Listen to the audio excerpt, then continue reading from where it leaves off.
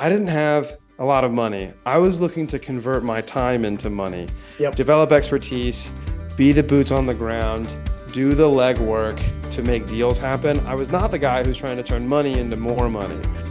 Welcome to the Threefold Real Estate Investing Podcast.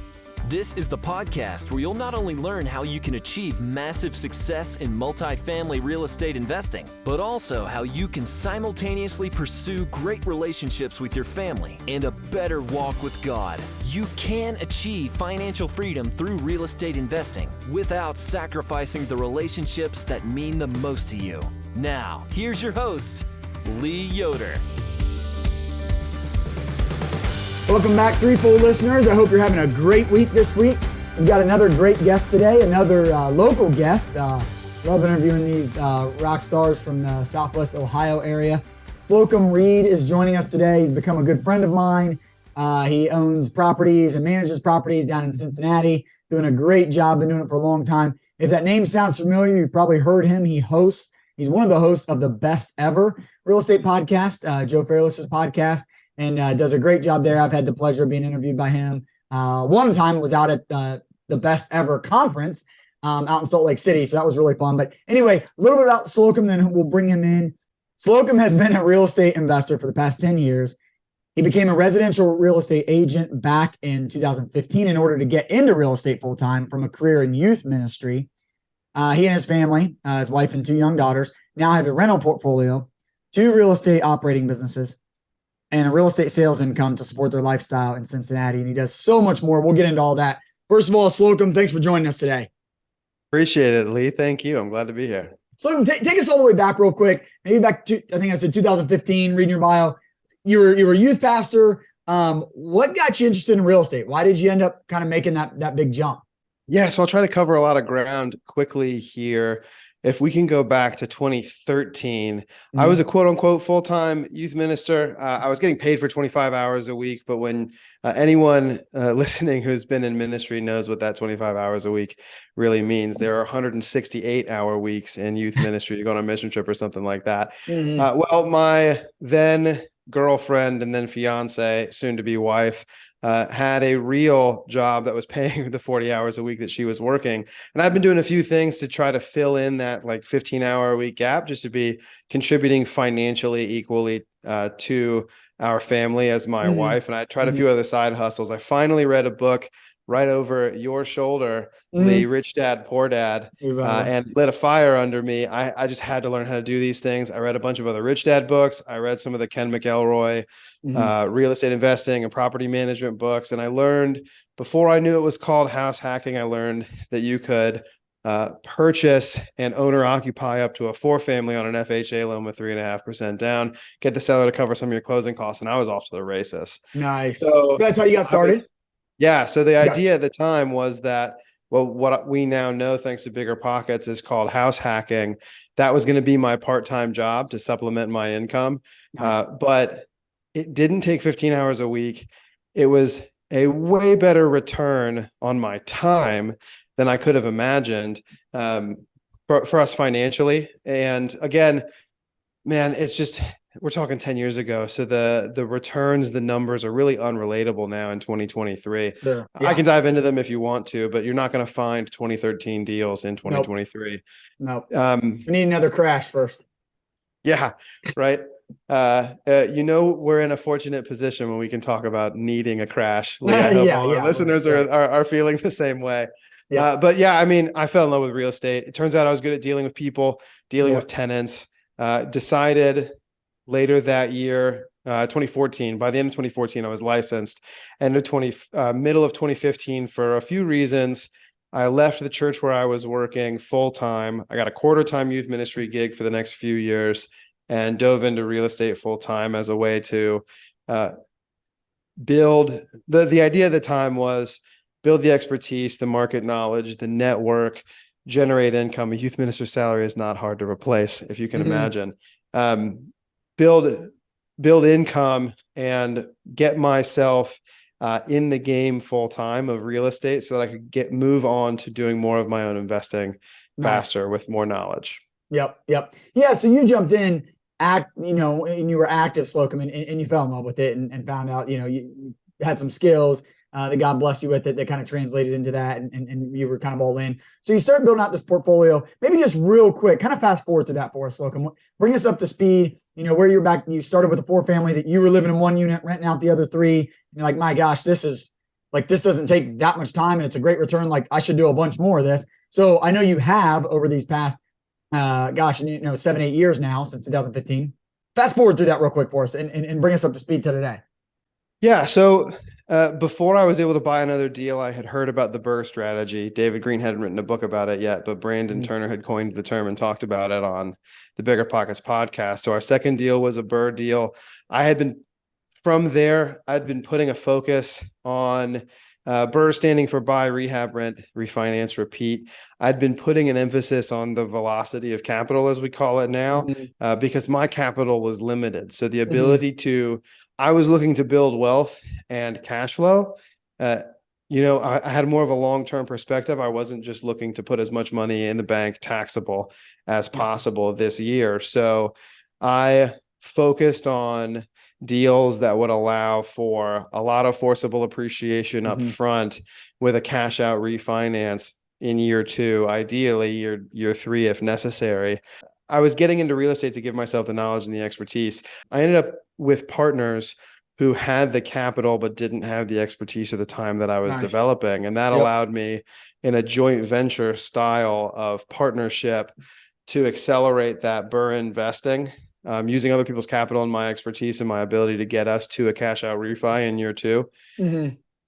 Fast forward to today, my personal portfolio, depending on how you count, is about 84 units. Awesome.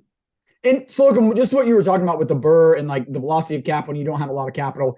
Correct me if I'm wrong, but what you're talking about is like, let's say someone can put together $50,000. I mean, that's a lot. And, for, you and I still probably, but certainly, when we were younger, it's hard to come up with that. And so, but it may take that to take down a 4-unit. And so if you put 50,000 in and you buy a 4-unit, that's great. But now you're sitting there with like, well, I can't do this again because my 50's in the 4-unit. But if you bought the 4-unit for 200 and you can increase value and then it's worth 300, you go get a new loan on it. And that new loan gets you your 50,000 back. So now you can go do it again with that same $50,000. And now what you're doing is you are getting a bigger loan. So you're, a little bit more leverage than you could be if you didn't do that, but it's allowing you to get cash back to go buy your second 4-unit with the same 50,000. And so that's kind of the strategy you were using with your limited capital to allow you to build a nice size portfolio, right? Yeah. And a couple of things there. One of them, especially when we're talking about 1 to 4 families, and we're talking about prior to 2022, you are getting into higher leverage, but also you're still talking about 30-year fixed rate debt. Yes. And so there are no pending balloons in year 3, 5, or 7 on your note, So, if the numbers work now, and rents don't go down, and, something crazy like, well, we're in Ohio, so we're not having the insurance pressures of the coasts. But if you don't have something like, having your property taxes double or triple on you, which just happened to one of my properties, but it's a small one, so it doesn't matter that much. We anticipated it. You're going to be solid. The other thing I will say here, Lee, is that people are coming from typically one of 2 positions when they get into real estate investing. I didn't have a lot of money. I was looking to convert my time into money, develop expertise, be the boots on the ground, do the legwork to make deals happen. I was not the guy who's trying to turn money into more money. And so while I'm closer to that position now, my partners were looking for someone like me who was working on becoming an expert, building out the systems, boots on the ground, my hands touching everything, my eyeballs seeing everything, so that they could just deploy capital for a return. That wasn't me. That's not really part of my story the way it is for so many.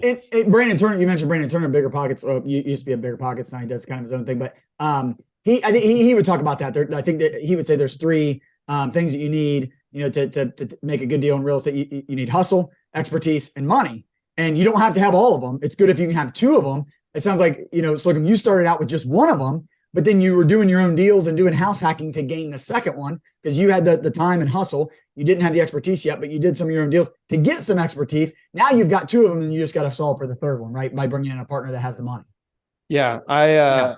I started with the hustle. Yep. Through hustle, gained expertise, and then Yep. through hustle and expertise, gained money. Yeah. Getting the money, but because of some track record and people being able to see what you were doing, that's good. Yep. So 80, 84 units of your own Slocomb, that's awesome. And you're managing about 80 for others as well? Correct. Yeah. So I formalized a property management company in 2020 when I just got to the point where I needed to have employees helping me with things. I've always self-managed or owner operated. I started a property management company that grew into now doing some third-party management. I'm really picky when it comes to which clients I'll work with. More picky about the landlord than the property or the location. All I things bet. considered. That's a, yeah. Yeah, but then, through my own mistakes and false assumptions, I basically needed to create a construction management company to get a couple of projects across the finish line, find all my own subs. And when I realized that at least some of the people I had working for me were great people, I put myself in a position where I committed to them that I'd keep them busy full time, whether I had the work or not. And I've started doing some construction management, apartment turns, and things like that. Because Slocomb, yeah, I would love to get in that more because managing smaller properties, most people say is difficult. I mean, a lot of guys and girls that you hear on Best Ever podcast that you do and Bigger Pockets and mine, they say go bigger. You need that economies of scale. You need 100 units in one place. And I would agree. It is easier to manage. It's also way harder to get a good deal. And you and I have had conversations about that. There's big money chasing those deals. And it's guys and girls that have cheap cost of capital and they pay a low cap rate for this big property. So a lot of times the better deals are in the smaller properties. It's just, you got to figure out how to manage them. So you're doing that. I would love to get into that more. So maybe start, Slocomb, a little bit more about, you kind of got your portfolio to a point where it sounded like you were like, man, I can't do this solopreneur style anymore. I need to be an entrepreneur. I need to be a CEO. I need to bring some people in. How do you get that started? If someone's in a position right now where they're maybe managing 40 of their own units and they feel like they're barely able to hold that together and they want to go bigger, they know they can't do any more, like already 40 is really hard. How do you start maybe bringing some people in to help you out? With my portfolio being in the 80s and my management portfolio now being in the 160s, one of the things that I recognized when it comes to scale, Lee, is that I've got a lot going on. I have a lot of opportunities in front of me, and the goal was never to get into property management. It was to get into real estate investing. Property management is kind of like the defensive coordinator to my real estate investing, to use football I like that terminology. Yeah. I like to know that I want to be the defensive coordinator. I want to know that I can call the plays and do everything that I can as defensive coordinator. But I also realized, doing out the numbers, looking at what I ought to be charging myself for property management and what I was charging my partnerships, I realized I was at 80. I was putting a pause on acquisitions, but I really needed a 120 unit portfolio under management to be break even and have the size of staff and services that I wanted to be able to remove myself from the day to day.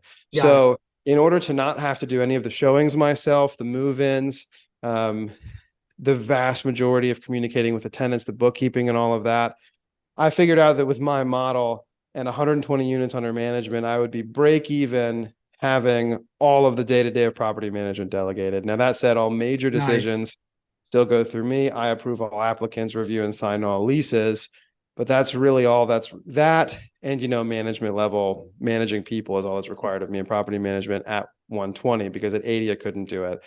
Back to what you were saying about someone who's got 40 units and they're feeling strained about about trying to solopreneur their own portfolio.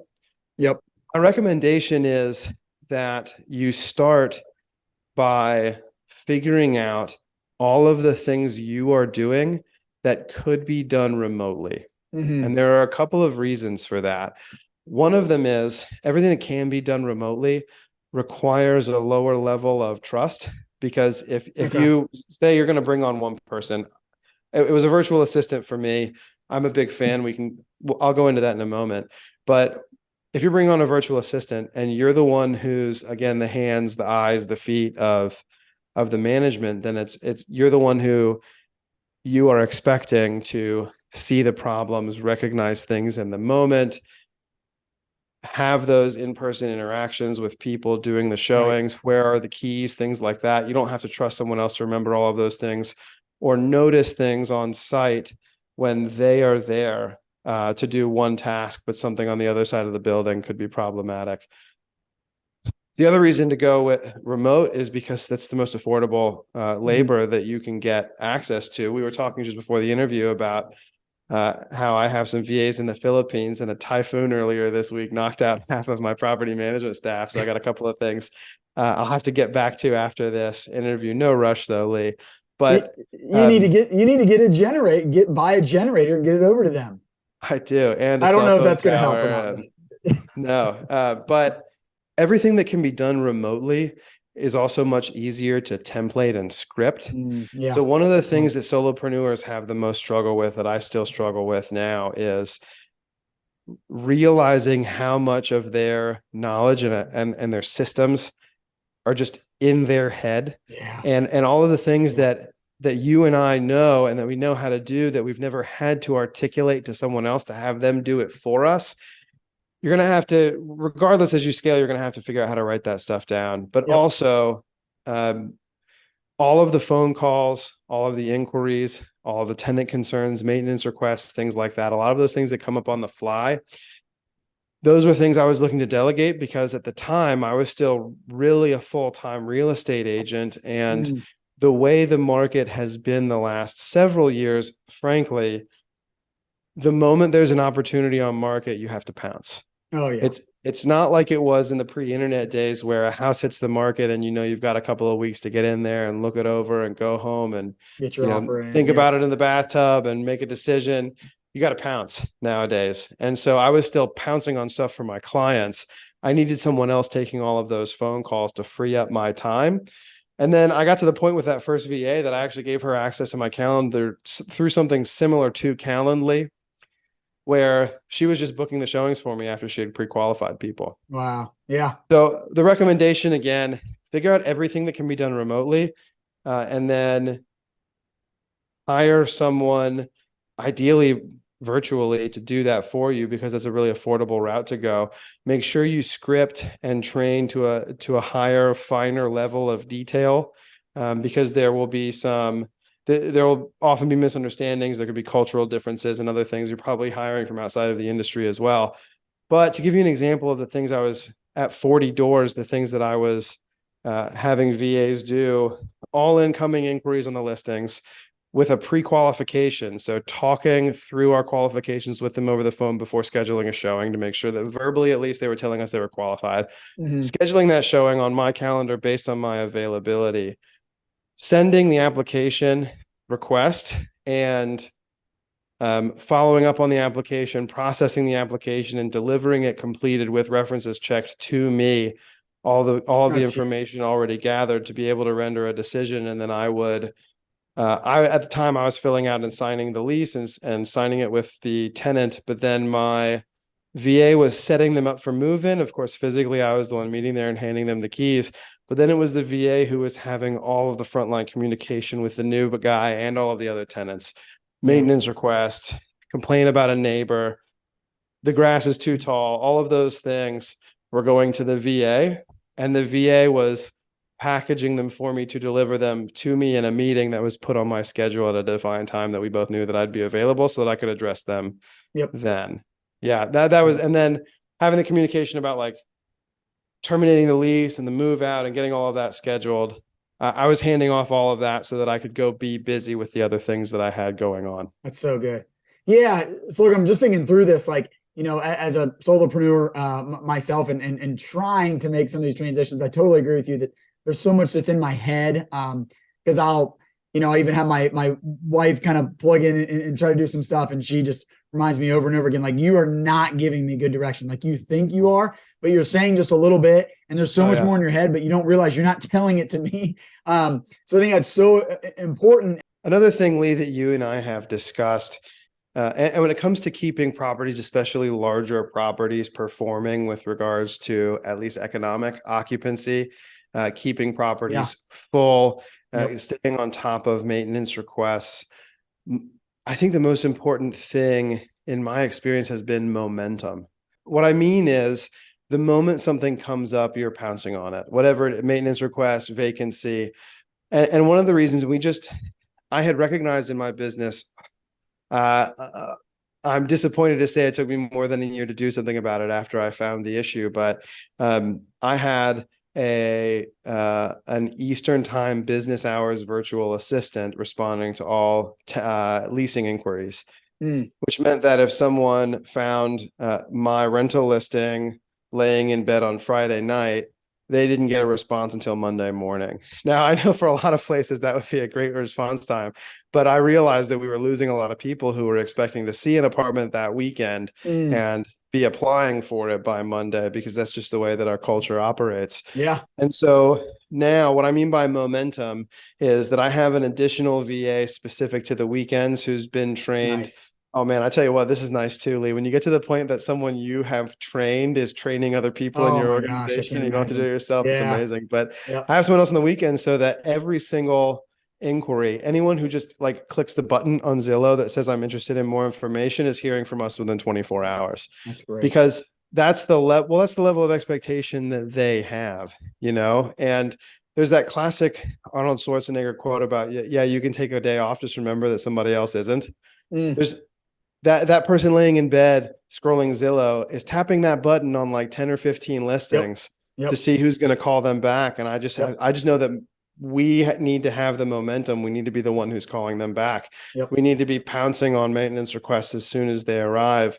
And man, I don't have time to take all of those phone calls. I do give my cell phone number to my tenants, but man, I ignore most of their calls because it's almost always something that someone else in my organization should be handling. And so when I say momentum, I have 2 full-time people right now who basically their job is to just be on the phone with the people who call us and make sure that constantly that flywheel of communication with prospects and tenants is always spinning, and that we never stop having all of the communication involved.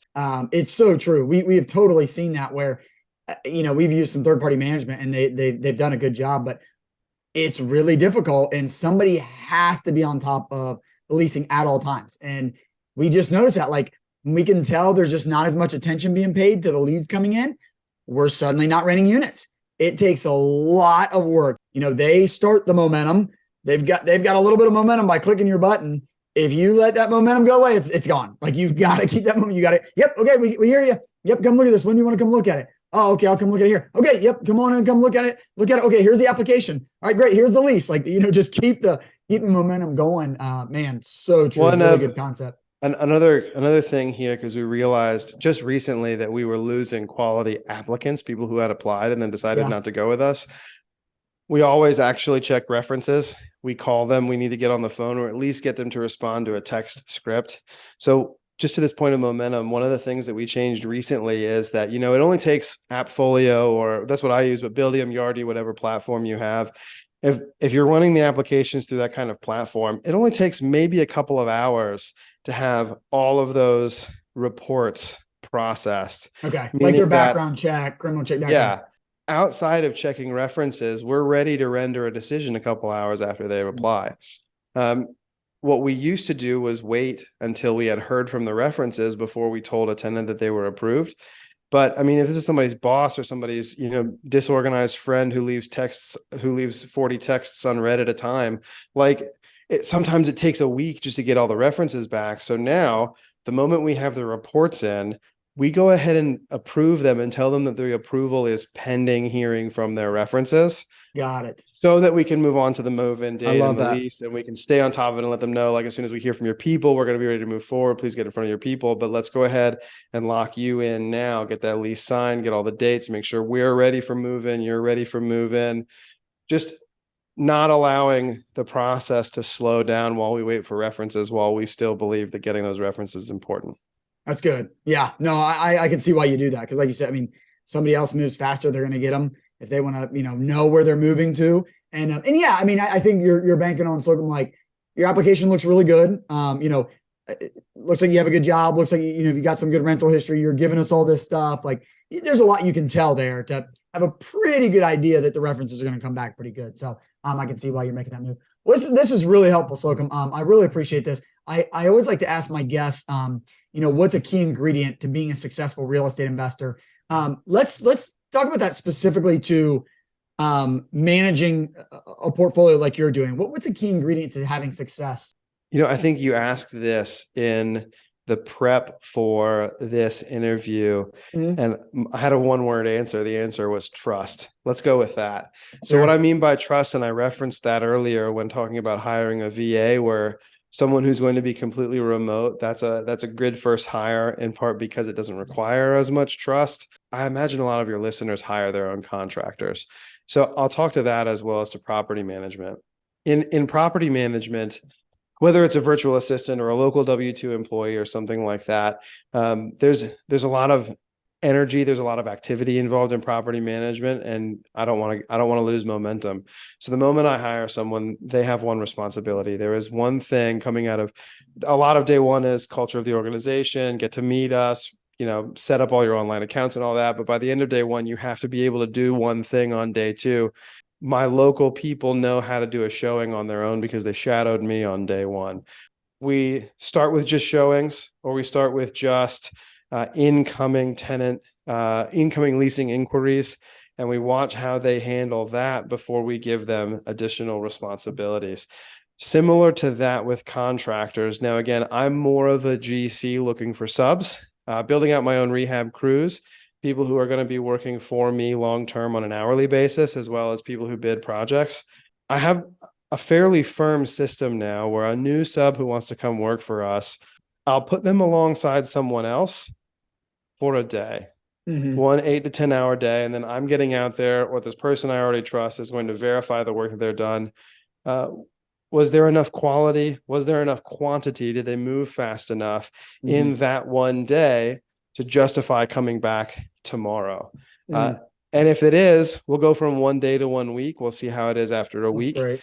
And then after that week, we can figure out what we're going to do moving forward. Of course, I'm getting a W-9 by the end of the week because each of these people is getting paid $600, at least more than $600, just necessitates the W-9. But also, I tell them up front, if you show up, I'm going to pay you.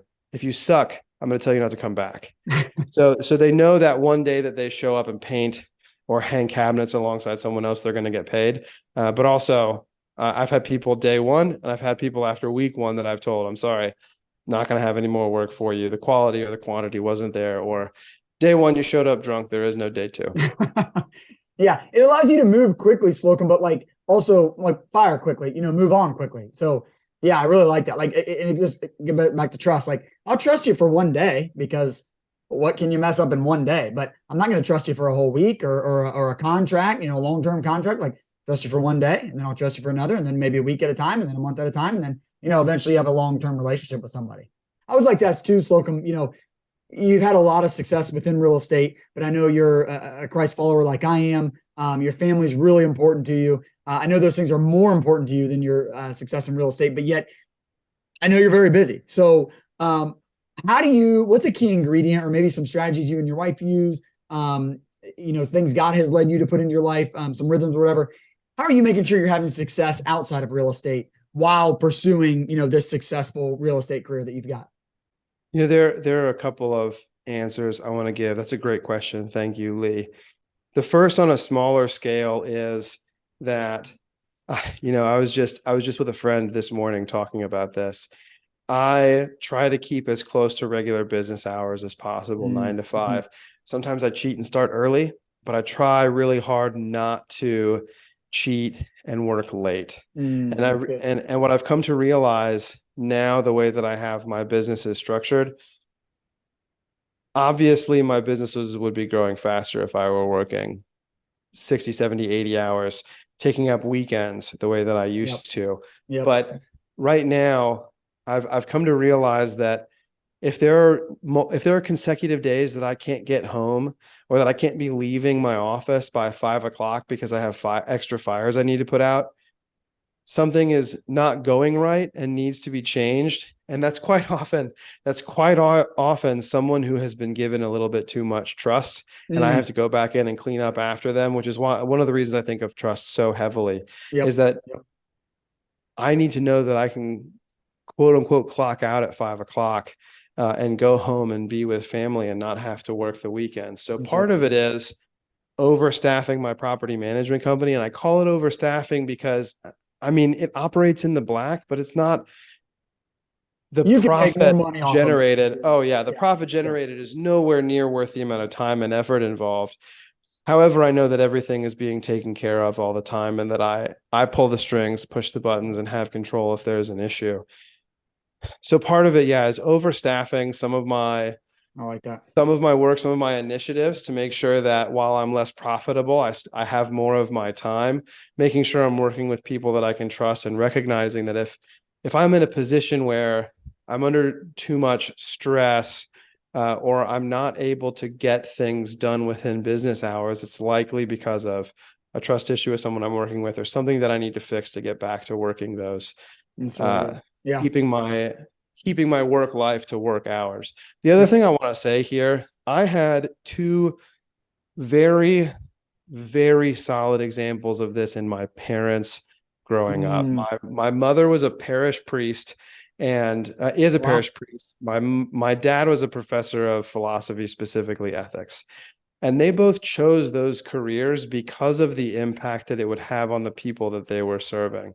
The church communities the church communities and the communities and cities at large for my mom, the priest, and the students and the intellectual community for my dad. I want to model for my daughters the same thing that my parents modeled for me, that my work, eventually their work, is part of a calling to have the impact on the world that I'm called to have, that they will be called to have. I want them to see me work hard. I want them to see that what I am doing that makes money for our family, pays our bills, and lets us go on vacation is also adding value to others and having real impact. Yeah, that's great, Slocomb. I love that, man. I always like to ask my guests as we wrap up here, how might my listeners and I be praying for you in the coming weeks? Yeah, I've been listening to your podcast. I knew this question was coming. Yeah, I'm an Episcopalian, and our prayer tends to be old school. So when people ask me to pray for them, I start with the Lord's Prayer. And that's what I would, whatever version of the Lord's Prayer, Our Father, whatever it is that your listeners listen to, I'd ask you to start there. I always hone in on thy kingdom come, thy will be done. And my general request is that what I'm doing be what brings about the kingdom of heaven. Within that, I'd like to ask for help recognizing the people that God is putting in my path to build relationship, and especially business relationship with moving forward. Yeah. Smack me in the mouth and help me realize, like, no, you're supposed to be with this person for a while. You're supposed to be doing big things together. Yeah. Well, yeah, seems like you're off to a good start and the Lord's already leading you in that, Slocomb. So be happy to pray for more of that you would continue to hear that call and move when he tells you to move, and develop relationships like you have been. So really good stuff. Be happy to pray alongside you with that, Slocomb, in the coming weeks. This has been great. So like we talked about, it's often, there's some really good opportunities. I think small multifamily is like the best way to get started in real estate. One of the best ways to build a great portfolio that produces cash flow and builds long-term generational wealth. It's hard to manage those properties. You're doing it at a really high level, and you gave us some of your best tips and tricks. So really appreciate that, Slocomb. This has been really helpful. Thanks for coming on the show today. Thank you. I appreciate it, Lee. Yeah, take care, buddy. Thank you for joining us for another great episode. I hope you'll take action on what you've learned today. If you enjoyed today's show, please consider leaving Lee a 5-star rating and review. And check him out on threefoldrei.com. Until next time, 1 Timothy 6:17.